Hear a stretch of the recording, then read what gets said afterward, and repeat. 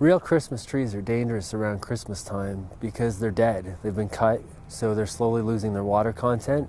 Once they dry out, they become fuel that's ripe for burning. All that we need is an ignition source, and then we have a family holiday celebration turning into a family tragedy. Common ignition sources around Christmas time could be candles. So we all celebrate with candles, whether it's Christmas or Kwanzaa or Hanukkah, solstice.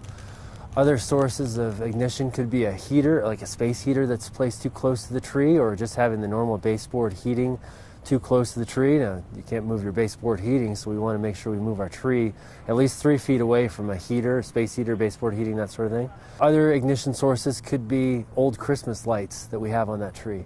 We want to make sure that our Christmas lights are being used for one season and not for more than one season, because that's what they're built for, is a single season's worth of use. And they should only be on the tree or anywhere on the side of the house, for that matter, for no more than 60 days.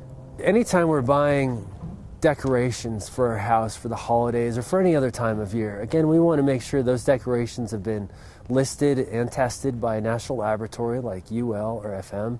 And we want to see how long, we want to look at the label to see any other precautions that might be in place, whether it's good for 30 days or 60 days or some other duration. And it'll also, that the manufacturer's recommendations will be listed there as well. So in terms of distance from a heating element, how much sunlight it can receive or not receive, that sort of thing. So truly look at those labels and follow the recommendations of the manufacturer. We want to make sure that when we are putting up these holiday lights, we want to be safe when we're doing that. We want to make sure that we're using a ladder.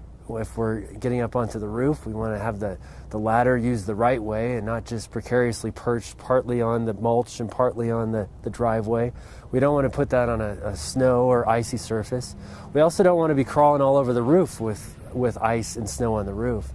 If we have a medical condition that would make it so that we're not as strong, or it's hard for us to be in various places on the roof or hauling, carrying heavy objects, let's ask our neighbors for help when we're putting up those holiday lights so that we can avoid some of that Christmas vacation scenario and ultimately avoid getting injured and possibly having to call 911 and turning a holiday celebration into visiting the emergency department.